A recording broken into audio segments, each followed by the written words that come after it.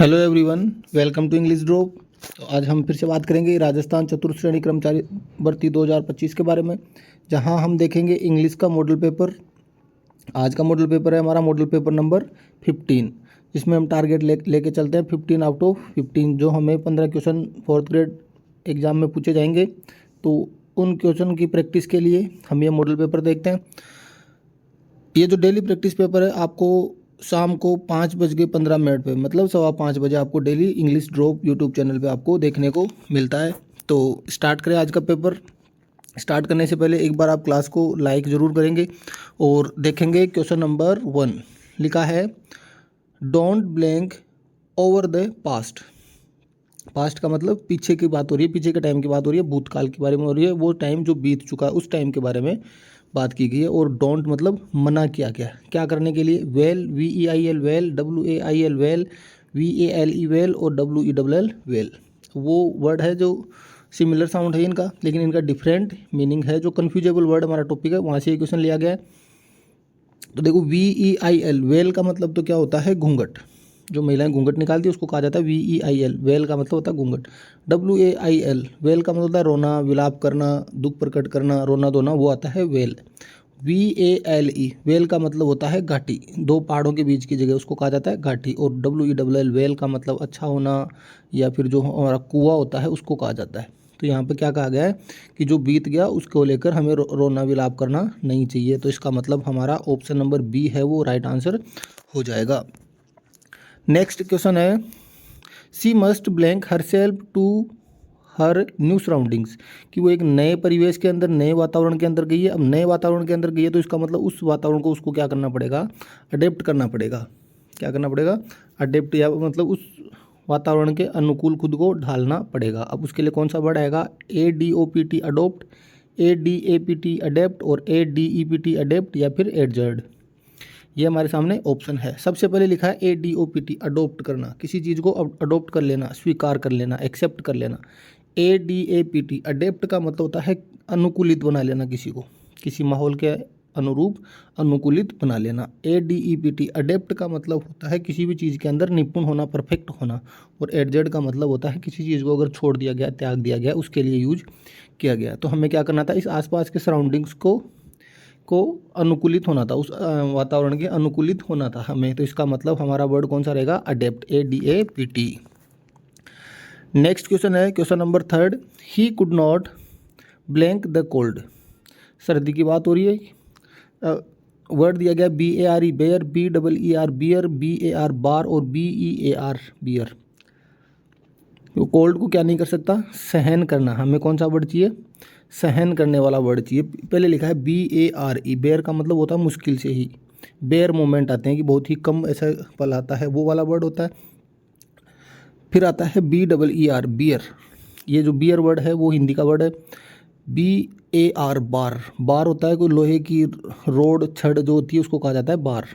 और BEAR beer, ये होता है एक तो भालू, बियर किसको कहा जाता है, भालू को। और एक BEAR बियर का मतलब होता है सहन करना।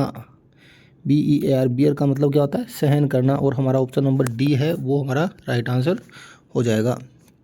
नेक्स्ट क्वेश्चन है, the blank of the new medication was loss of appetite. एक नई मेडिकेशन आई थी और उसका अफेक्ट क्या, प्रभाव क्या था, लॉस ऑफ एपेटाइट। किसके लिए था वो, लॉस ऑफ एपेटाइट, जिसकी भूख चली जाती है। एपेटाइट क्या होती है, भूख। अफेक्ट और इफेक्ट दो वर्ड हमें दिए गए हैं। अफेक्ट का मतलब होता है प्रभावित करना, अफेक्ट वर्ड है, और इफेक्ट क्या है, नाउन है, प्रभाव। ठीक है, तो हमें क्या चाहिए, यहाँ पर हमें क्या चाहिएगा, तो प्रभाव है, इफेक्ट वो चाहिएगा हमें। अफेक्ट तो नाउन है, सब्जेक्ट में हमेशा क्या आता है, नाउन और मतलब नाउन और प्रोनाउन। और अफेक्ट यहाँ पर ये वर्ब है और इफेक्ट क्या है, नाउन है। तो हमारा राइट आंसर क्या हो जाएगा, ऑप्शन नंबर बी। जैसे दो वर्ड होते हैं, एडवाइस और एडवाइस, ये जो एडवाइस है वो वर्ब है और ये जो एडवाइस है ये नाउन है। नेक्स्ट है क्वेश्चन नंबर 5, शिष्टमंडल। शिष्टमंडल को हिंदी में क्या कहा जाता है, कमीशन, डायरेक्शन, एक्विजिशन, डेलीगेशन। तो शिष्टमंडल का इंग्लिश क्या होता है? डेलीगेशन। डेलीगेशन को क्या कहा जाता है? शिष्टमंडल। नेक्स्ट है अप्रोच। अप्रोच शब्द का असंगत परिभाषित शब्द बताना है। देखो अप्रोच का मतलब पहुंच होता है, अप्रोच का मतलब उपमार्ग ये नहीं होता, दृष्टिकोण अप्रोच का मतलब होता है, और अप्रोच का मतलब सिफारिश, उसकी अप्रोच वहाँ तक है, उसकी सिफारिश वहाँ तक चलती है। तो वैसे तो यहाँ पर इससे रिलेटेड कौन सा वर्ड नहीं होगा? उपमार्ग अप्रोच से रिलेटेड शब्द नहीं है। नेक्स्ट है कॉग्निजिबल ऑफेंस। एक ऐसा अपराध जो कैसा है? कॉग्निजिबल है, संज्ञेय है, संज्ञेय अपराध है। ठीक है, क्या हो जाएगा? कॉग्निजिबल ऑफेंस का मतलब संज्ञेय अपराध, संज्ञेय अपराध, option number A. Next question है एजेंडा का हिंदी पर्याय है कार्यवर्त, कार्यसूची, कार्यकारी, कार्यकाल। तो एजेंडा को हिंदी में क्या कहा जाता है? गवर्नमेंट का एक एजेंडा होता है, कार्यसूची होती है कि हाँ ये काम हमें 5 साल के अंदर करने हैं, तो एजेंडा क्या होता है? कार्यसूची। नेक्स्ट क्वेश्चन है एबिलिटी प्रोफाइल के लिए हिंदी पारिभाषिक शब्द है। एबिलिटी प्रोफाइल योग्यता आरेख, योग्यता अधिशेष, योग्यता वितरण और योग्यता परीक्षण। एबिलिटी होती है योग्यता, प्रोफाइल एक आपका आरेख बना हुआ रहता है कि आपके पास क्या क्या प्रोफाइल, आपकी प्रोफाइल क्या है, उसको क्या कहा जाता है? आरेख कहा जाता है। तो यहाँ हो जाएगा ऑप्शन नंबर ए योग्यता आरेख। नेक्स्ट है विदेशी व्यापार का अंग्रेजी पारिभाषिक शब्द पूछा गया है।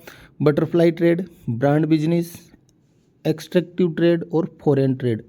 तो विदेशी व्यापार, विदेशी का मतलब फॉरेन, व्यापार का मतलब trade, foreign trade, option number D.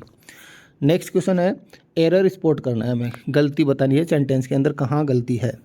लिखा है the news about the ongoing crisis are alarming. देखो जो एक न्यूज है ऑन गोइंग क्राइसिस, जो क्राइसिस चल रही है वो क्या है? अलार्मिंग है, चेतावनी वाली है, खतरनाक मानी जाने वाली है। तो देखो न्यूज़ की बात हो रही है यहाँ पर, और न्यूज़ है वो क्या आ जाएगी? प्लूरल अनकाउंटेबल नाउन है, इसके लिए क्या आ जाएगा? इज सिंगुलर वर्ब आएगी, सिंगुलर सब्जेक्ट है तो सिंगुलर वर्ब आएगी। यहाँ पर हो जाएगा crisis are alarming, option number C. Next question है question number 12। Neither of the two sisters play basketball regularly. Neither of two sisters, दो सिस्टर में से कोई नहीं। अब जब कोई नहीं होगा तो सब्जेक्ट कैसा होगा? सिंगुलर। तो वर्ब भी हमें कैसी चाहिए? सिंगुलर। जबकि हमें यहाँ पे क्या दिया हुआ है? प्ले, जो कि प्ले क्या होती है? प्लूरल वर्ब होती है। यहाँ पे क्या होना चाहिए था? प्लेज होना चाहिए था। तो ऑप्शन नंबर बी प्ले हमारा राइट। नेक्स्ट क्वेश्चन है question number 13। The number of participants are increasing each year. जो पार्टिसिपेंट है उनका नंबर इंक्रीज हो रहा है हर साल। तो देखो पार्टिसिपेंट्स नहीं बढ़ रहे, उनका नंबर बढ़ रहा है, इसका मतलब सब्जेक्ट कैसा है? सिंगुलर। तो वर्ब भी कैसी आएगी? सिंगुलर। यहाँ पे क्या दिया है? आर, आना क्या चाहिए? इज। इसका मतलब option number B are increasing है वो राइट आंसर हो जाएगा। नेक्स्ट है this is the more enjoyable movie I have seen in years. This is the more enjoyable movie I have seen in years. This is the more enjoyable movie. देखो अब तक जितनी movies देखी गई है उनमें से सबसे ज़्यादा एंजॉयबल कौन सी मूवी है? ये वाली मूवी है। तो इसके लिए जब भी बहुत में से किसी एक को विशेष बताया जाए तब हमारे पास में सुपरलेटिव डिग्री का यूज होता है। तो मोर की जगह क्या हो जाएगा? मोस्ट। इसका मतलब ऑप्शन ए है हमारा राइट आंसर हो जाएगा। नेक्स्ट क्वेश्चन है her explanation was the more clearer than the professor's. देखो द मोर आ गया, मतलब कंपेरेटिव डिग्री की बात हो रही है। देन से भी पता चल रहा है कंपेरेटिव डिग्री है, लेकिन क्लियरर दिया हुआ है, ये कंपेरेटिव डिग्री बन चुकी है। क्लियरर से पहले द मोर लगाने की ज़रूरत नहीं पड़ती। इसका मतलब हो जाएगा the more, option number B है वो हमारा यहाँ से राइट आंसर हो जाएगा।